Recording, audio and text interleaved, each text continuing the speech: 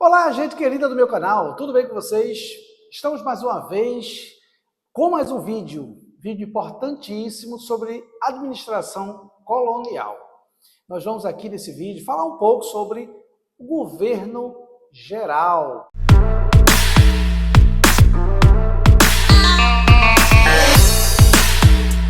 Bem, antes de começar a aula, eu quero te convidar a dar um like nesse vídeo. Isso mesmo, convido a você a dar um like antes de mais nada. E também se inscrever no canal, caso você ainda não seja inscrito. E não esquece também, de compartilhar esse vídeo, tá bom? Que isso vai ajudar a gente a crescer cada vez mais e essa aula chegar a muito mais jovens que podem aprender um pouco mais sobre a história de nosso país. Eu te convido a ficar comigo até o final desse vídeo e, por meio de perguntas e respostas, a gente saborear esse assunto tão interessante que é uma fase do período colonial. Governo geral. Vamos às perguntas? Primeira pergunta: qual foi a solução da coroa portuguesa para os problemas das capitanias hereditárias?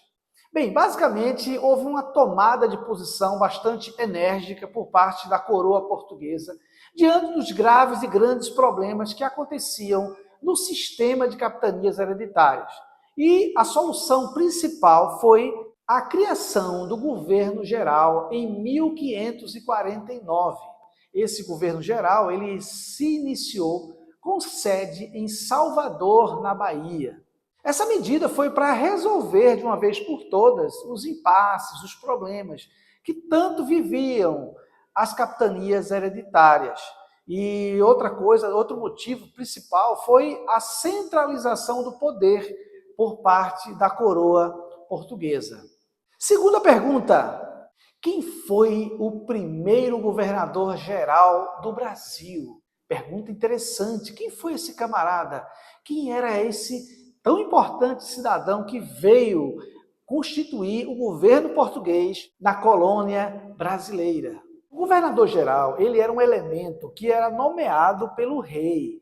E ele tinha, sobre a sua colônia, amplos poderes. Ele tinha, basicamente, 4 grandes responsabilidades. A primeira responsabilidade era da defesa da colônia. A segunda era a justiça. E a terceira, a arrecadação de impostos. E a quarta era o estímulo à colonização. Quarta pergunta: além do governador-geral, quais outros funcionários auxiliava esse governador na administração colonial? Bem, gente, o governador-geral ele contava com 3 grandes ajudadores. Eram pessoas representantes da coroa que tinham algumas incumbências, tá certo? O primeiro ajudador que o governador possuía era um elemento chamado de ouvidor-mor. O ouvidor-mor, ele era um elemento responsável pela justiça na colônia. Ele implementava a justiça, ele praticava a justiça. Ele fazia com que as leis fossem aplicadas na capitania, ou seja, na colônia portuguesa. O segundo elemento era o provedor-mor. O provedor-mor era responsável pelas finanças. E o terceiro elemento era o capitão-mor. O capitão-mor era o responsável pela defesa da capitania. Quinta pergunta: qual era o papel das câmaras municipais na colônia? Bem, nas vilas e cidades, a administração local ela ficava a cargo das câmaras municipais. Elas eram compostas por nobres, que eram chamados de homens bons. Esses homens bons, eles geralmente eram grandes proprietários de terra. Esses cidadãos, considerados pessoas nobres e importantes naquela sociedade, elas eram colocadas ali para fazer parte das decisões nas câmaras municipais. Eu vou aqui classificar algumas missões das câmaras municipais que faz a gente entender melhor como funcionava essas câmaras municipais nesse contexto de governo geral. A primeira missão da Câmara Municipal era cuidar do cotidiano. O cotidiano da população, das pessoas nessa colônia, era tratada pelas câmaras municipais. Então, as vilas, as cidades, Cada vila, cada cidade tinha sua pequena Câmara Municipal. E essa Câmara Municipal tinha essa ideia de cuidar do cotidiano da colônia. A segunda missão da Câmara Municipal era a justiça local. Então, a aplicação das leis da coroa, a aplicação das leis do governador-geral, era uma missão das câmaras municipais. Então, esse ouvidor-mor, ele atuava muito nas câmaras municipais, fazendo acontecer a justiça na colônia. A terceira missão da Câmara Municipal era a cobrança de impostos.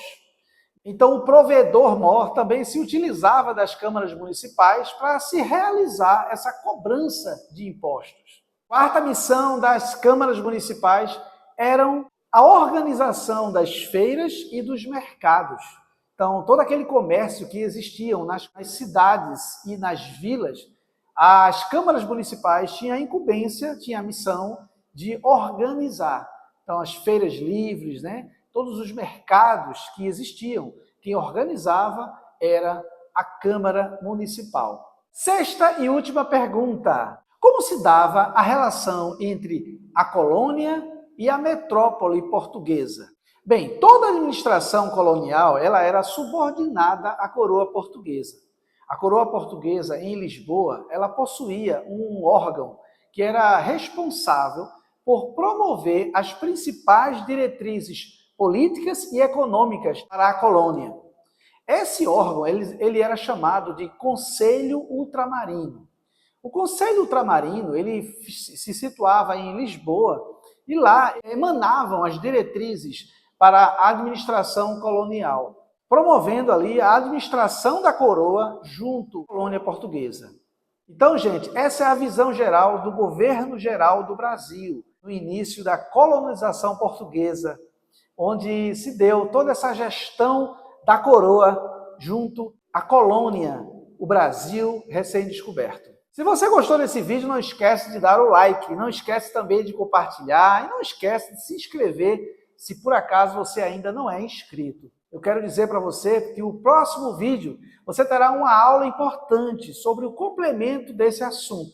Estaremos ainda no Brasil colonial e estaremos falando um pouco sobre a sociedade colonial. Não perca, eu te vejo lá. Eu sou Eliel Santos, seu professor de História.